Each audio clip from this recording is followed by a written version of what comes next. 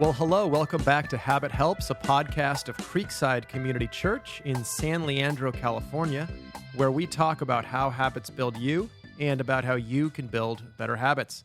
My name is Jeff Bruce. I'm one of the pastors here. I'm joined by my dad. His name is John Bruce. He's a pastor here.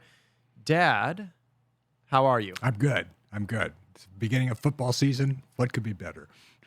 I'll tell you what could be better if Nick Bosa had a contract. That's what would be better. Give him the money, Dad. This is our Super Bowl window.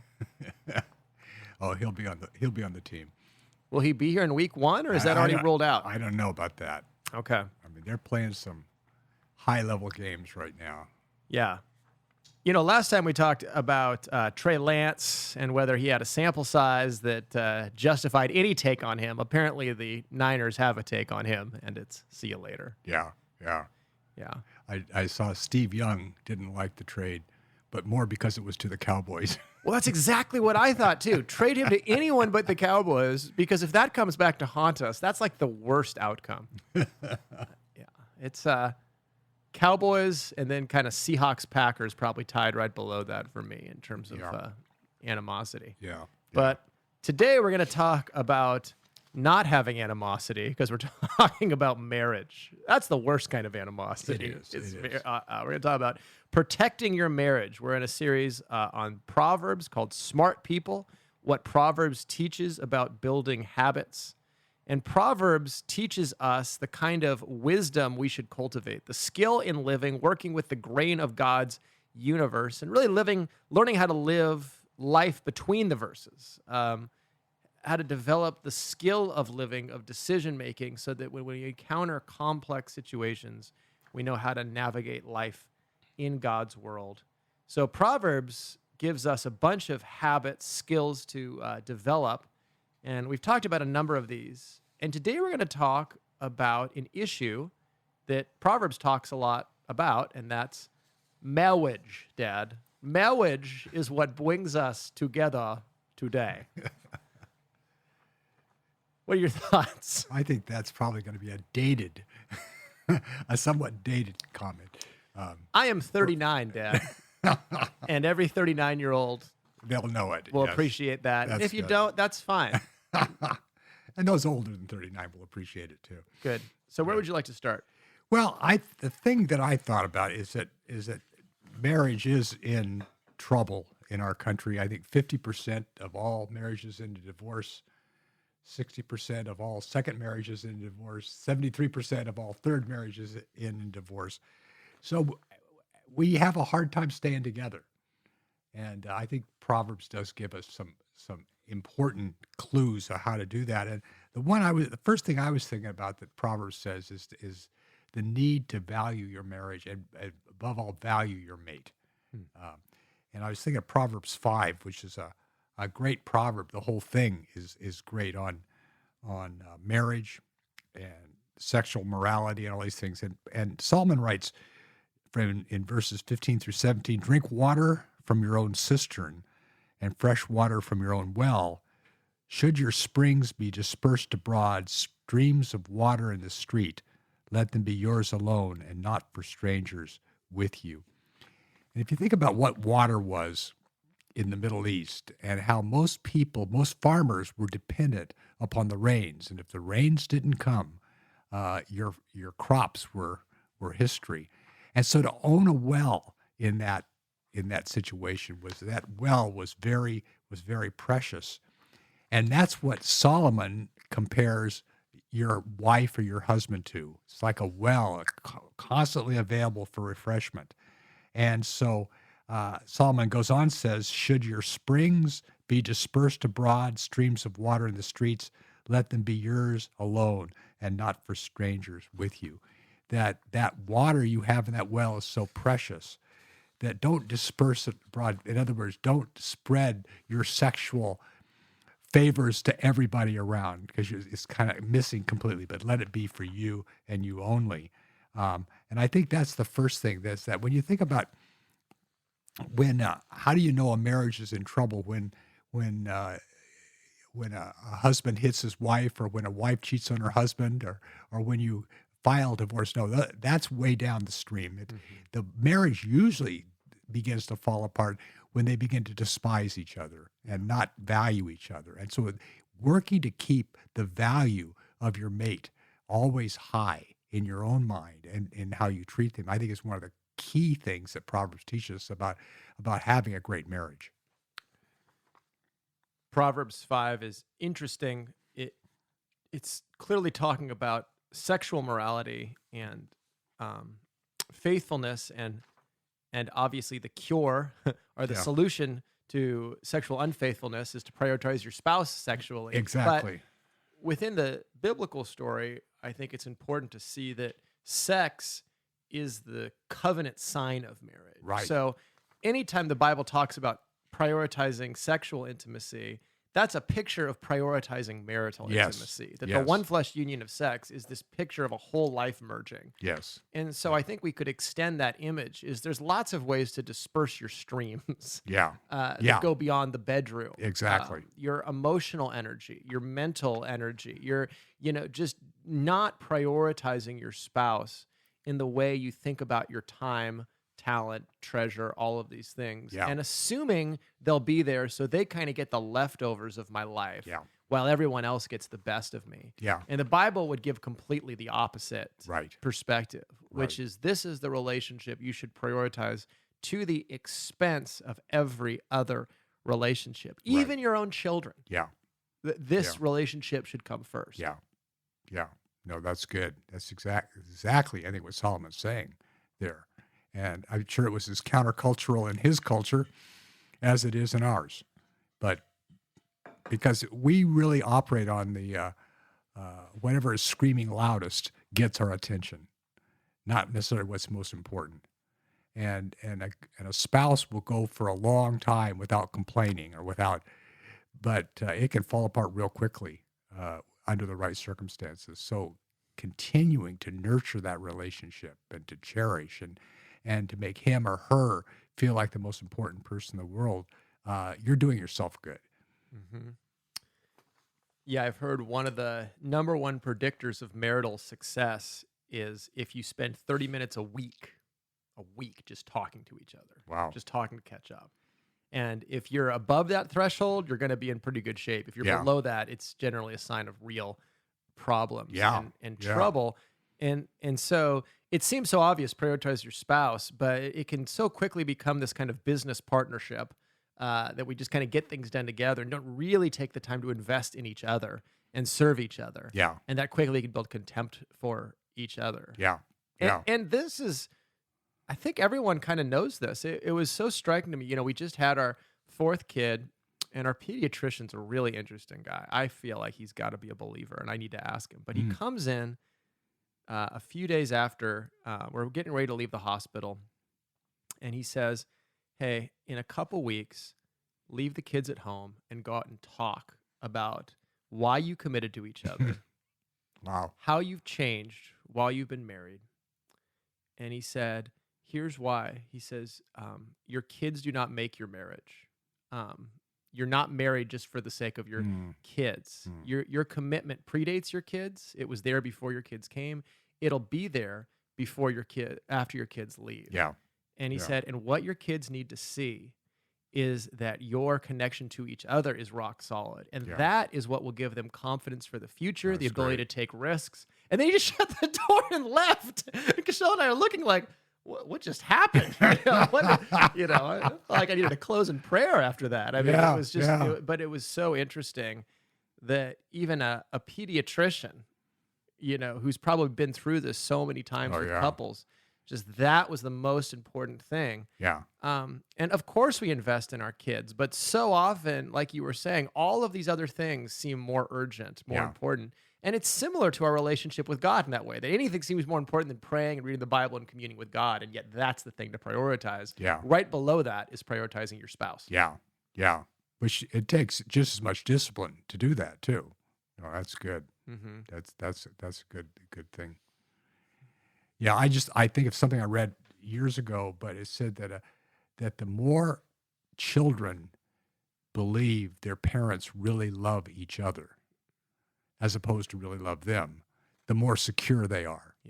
their security and happiness comes from the relationship between mom and dad first, and then their relationship with mom and dad. Yeah. And in a loving family, it starts at the top. Yeah, because a child can sense, even if they can't articulate it, when they are actually the emotional center of their parents' lives. Yes. That they are what bring their parents comfort, Yes. or consolation, or that their parents need this relationship. And I just think about what Paul says, that it's not for children to put up for parents, but parents to put up for That's children. a great point. Yeah. And that we serve our kids, but ultimately we're raising our kids to follow Jesus. We are not dependent on our kids for our happiness. Yeah. And nor are our kids the first friends at that stage. Your spouse is your friend. Yeah. That's who you're walking with life, navigating, and who's bearing those burdens. No, that's so healthy. That's so good. Because if children sense that you're getting something from them you need, they'll lose respect for you, no matter how old they are. Well, I think they'll feel a compulsion to help you a lot of times, and then eventually come to resent you for Yes, that. exactly. Because you put them in a situation where they didn't have a choice in the matter. Yeah, exactly. And they had to provide this thing for you that you should have looked elsewhere to get. Yeah. Yeah. So let's say, I think a lot of the people we're talking to, they agree with us intellectually, but they would say, okay, so how do I do that? Because that's not where we are right now. Yeah. What would be some things you would say? What would Proverbs say? Well, the Proverbs warns a lot against being contentious. Yeah. In marriage. Yes. Yeah. Yeah. And so I think that's probably the first thing to ask is how many of our interactions are characterized by fighting and contention versus positive talk to each other. You know, a contentious woman is like a dripping faucet. Yeah. Can we resolve things quickly, or do they just keep going and going and going and going? Yeah. So I guess I would start with some diagnostics to kind of see where are you at in terms of the communication climate. Right.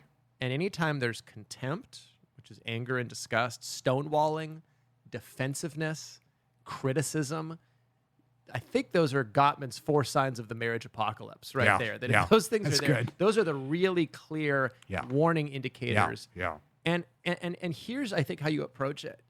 Yes, you have issues with your spouse. They might have real big problems that need to get addressed. Yeah. If that's the climate of communication, though, it's going to fail regardless of how legitimate your concerns are. Yes. If it's characterized by contempt, stonewalling, blaming, criticism, defensiveness, all of these things, even if you have a legitimate concern, if you can't fruitfully have conversations, it doesn't matter if you're right. Yeah. The marriage is in jeopardy because people can only bear to live under that for so long. Right. And regardless of whether they have biblical grounds for divorce or not, they'll often seek it just because they're just so fed up with the marriage. And it's so miserable. And it's so miserable. They would rather be alone than live in that. Yes. Which is what Proverbs says. Right. It's better to live in the corner of a housetop. It's better to, that's than with a contentious woman. Right. Or a contentious man, for that matter. Yeah, and I think you could apply it both ways because Solomon's speaking to his son, and directing it there. Yeah. But it works both ways. That issue of contentiousness is huge. Okay, so how do you address that? I think you have to learn to just start by having normal conversations with your spouse. Talk about the day. Talk about how things are going. How did you feel about that? Without feeling the need to bring up every concern you have. Yeah. And then, I think what Greg often says is you have to learn to treat your spouse like royalty. Yeah. Which means, this is the king and queen of the realm. And you need to speak with an honor and respect toward them. Yeah. That befits their place in your life. Yeah. Yeah. And I know when I'm not doing that toward my wife and being kind of harsh and dismissive, and I think, you know what, I wouldn't talk to my boss that way. Yeah. I wouldn't talk to someone I just met that way. So why on earth would I talk to my wife that way?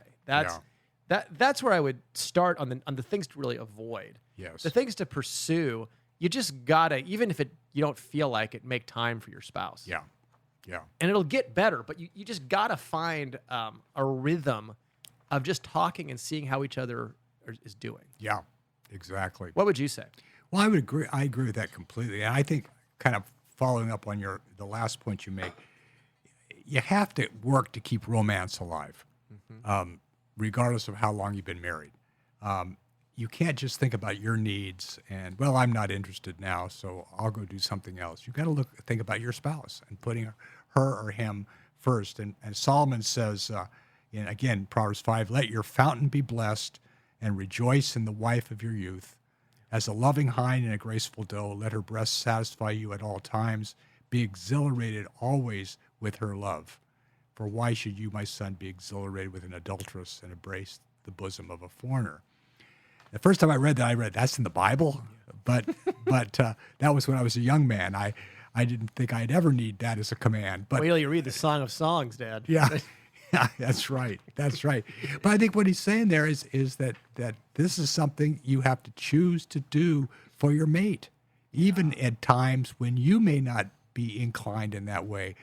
And it's not just the physical, but it's just the whole romantic, the pursuing each other and delighting each other. And even for Lori and I, it's just a lot of it. It's just fun, just laughing about things and joking about things and having private little jokes and stuff like that. That's a lot of it. It's just, but I think it's really continuing to don't kind of, well, we're married now, so that's done. Let's move on to the next thing. But it is keeping the relationship growing and alive all the way through.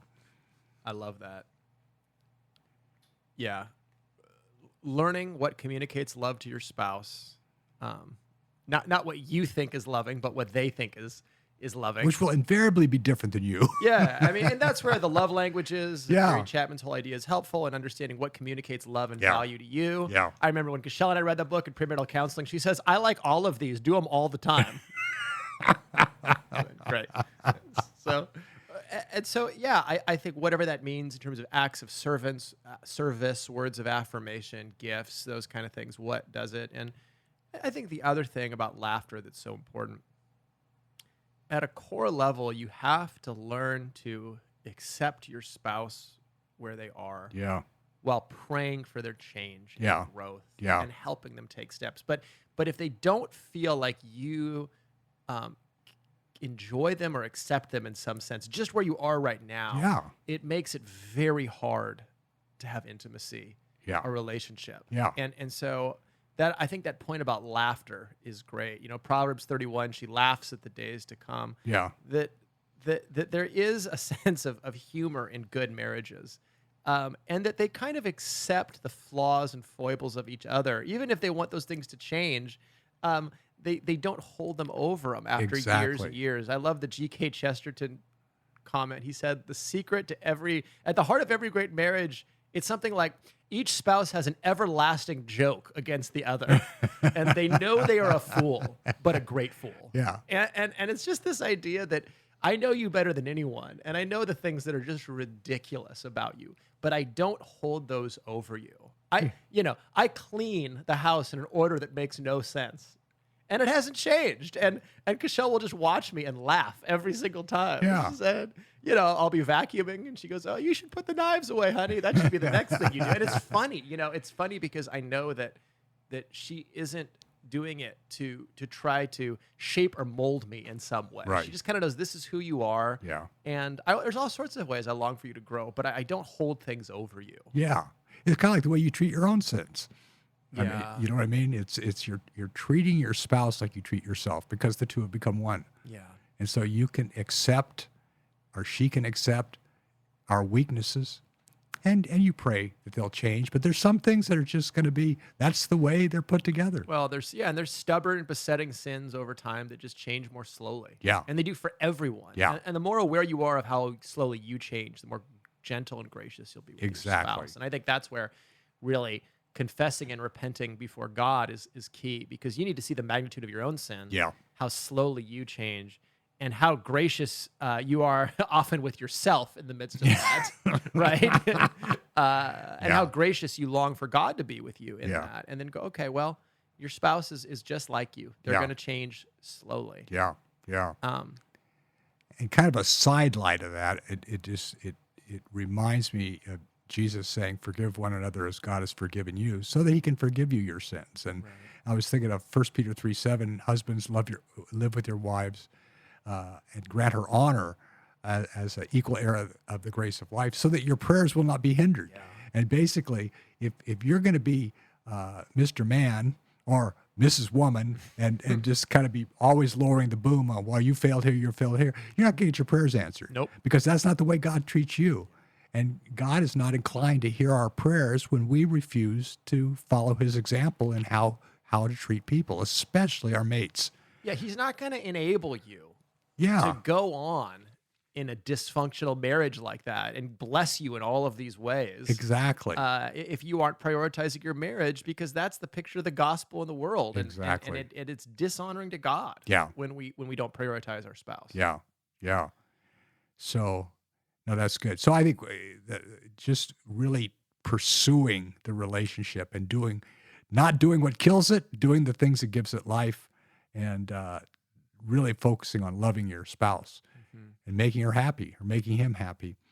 Another thing I think of, and this may be a little off the wall, but I think in Proverbs 31, which is the great proverb for women. Well, actually, it's a great proverb for men. That's who it was given to. It was given from a mother to her son. And Yeah, it's a mom's depiction Exactly. of the kind of excellent wife that a king should pursue. Exactly. And so I look at all the things that woman is able to accomplish. And I think, well, what does that tell me about her husband? And it tells me that he is a very encouraging man.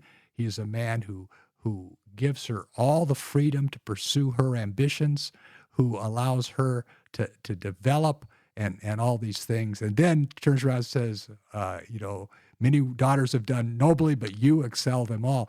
Just a very encouraging man. And I think that in marriage, for both husband and wife, to be encouraging to your spouse in the areas where they're gifted, the areas where they want to develop and stuff like that, rather than making it all about you and your ambitions and seeing them simply as your helper.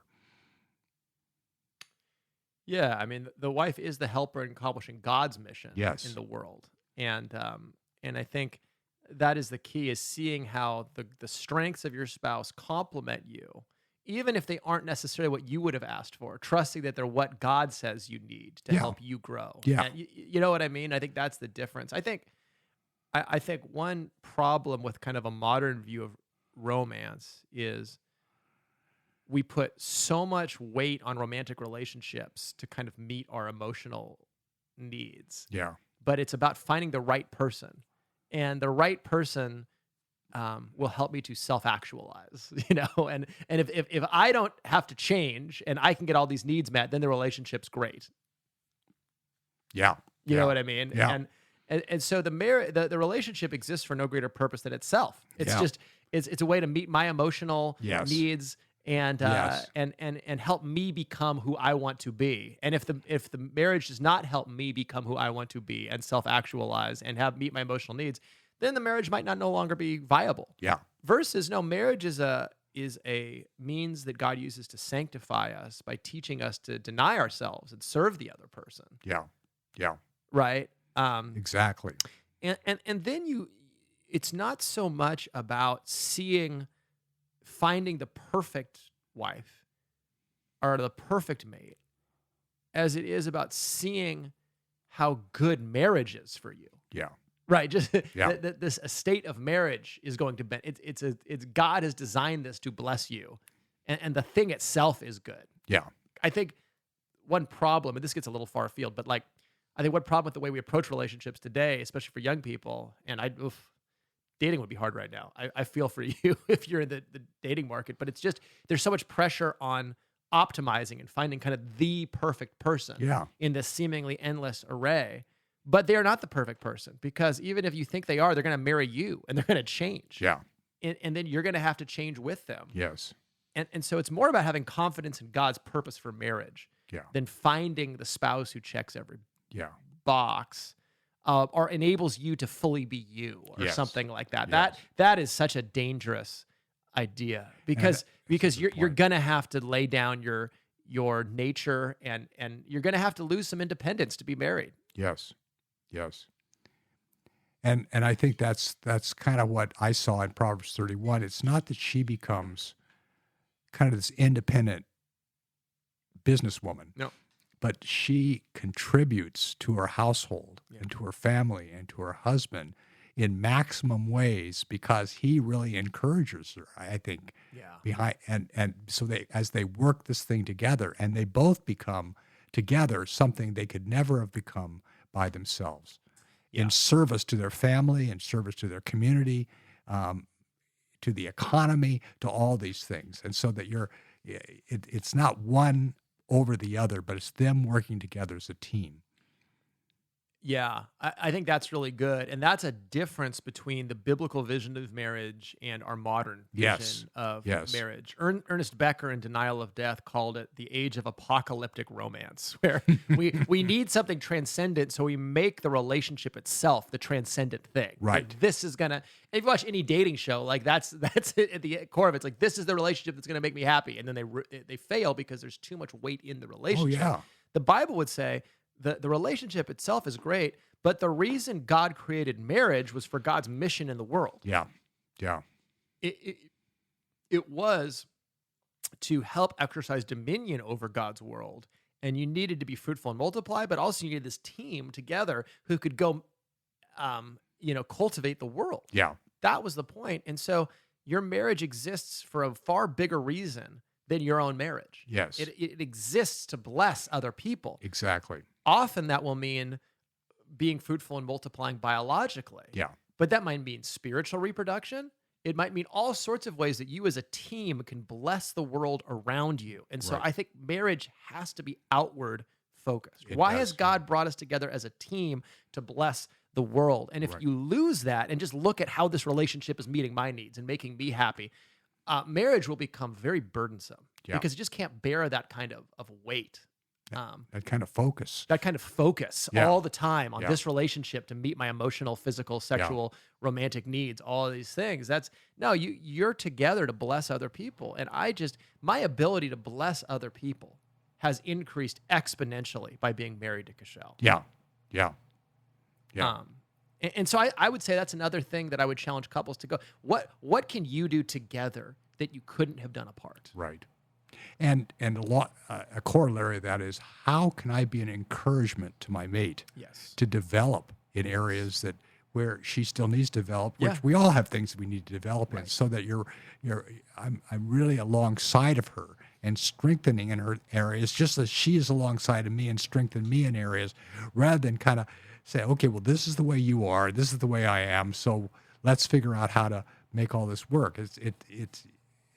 I was smiling as you were talking about the way a lot of couples kind of start off and as a finished product, and none of us are finished products. We're barely started, but over the years of marriage, as God uses the relationship to mold us both, we become more content, more secure in who God has made us to be, more secure in who God has made our mate to be, and how we work together. So it's really thinking like, how can I be a good teammate? How can I contribute? How can I help her? How can she help me? How can we strengthen each other to do the things God has called us to do? Because it's doing the things that God calls us to do is really going to give us our joy. And it's really a balance. Yes, acceptance, grace, accept them where they are. Yeah. But there's also the truth telling, the speaking truth, the sense that we want to become who Christ wants us to become. And this relationship is an avenue toward that. It's a means toward becoming like Christ. And that's where I think, the meaning of marriage, the Keller's book, really gets this right, that there's a friendship at the core of marriage, that we have a common vision of life, of who we want to become. We both want to become like Christ. We're going to help each other take a path toward this by modeling Christ-likeness to each other. Yeah. And so there really is friendship at the core of who this is. We share a common vision of what we think life in Christ is. Yeah. And we spur each other on toward it. But you have to go into marriage with a sense that I still need to change. I'm not a finished product. And I would encourage, people, if you're looking for a mate, they're not a finished product. And neither are you. And so do I like who they're becoming is the question. Do I like the choices they're making? Not do they have everything figured out? Or they have the career that they should end up in? Or do they have the attainments that I want in a spouse? Or all of these things. It's you're looking at their baseline character and the way they're growing, not the finished product. And I'd go a little beyond that. I would say at the center is Christ, that it is our own relationship with Christ. And the thing that gave me so much confidence in when I married Lori, and I think gave her confidence when she married me, we didn't know each other all that well. Yeah. But we'd seen enough of each other's walk with Christ that we knew that this is a person who fears Christ, that puts him above all things and makes hard decisions in order to be obedient to him.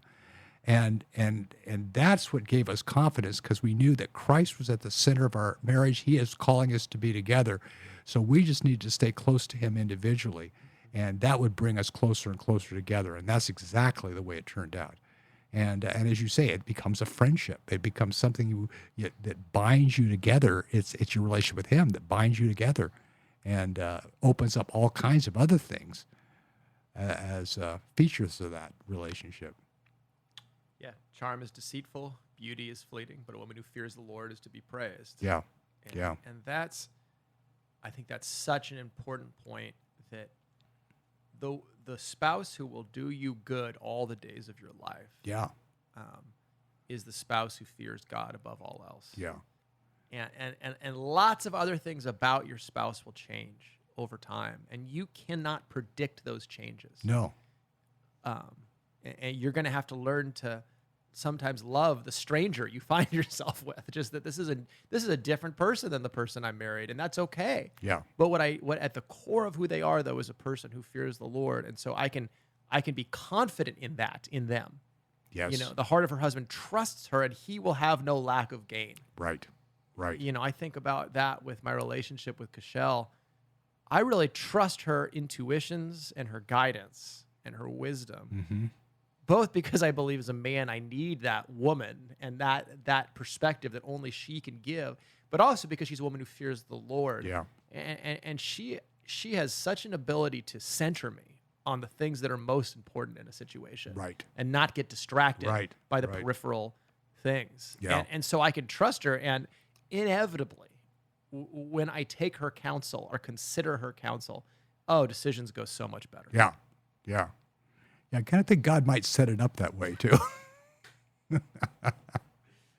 It is not good for the man to be alone. Oh, boy. Or for the woman. Yeah. Neither one of us function all that well apart when God calls you together. Mm-hmm. I think that's really, really the key. Yeah, and obviously for the singles, we could extend that to the family of God and needing relationships within the eternal family that the natural family points to. Yeah. So, any other thoughts on protecting your marriage? Oh, there's many, but I don't think I'm ready to give them today. I would not trust. I have not thought about it enough.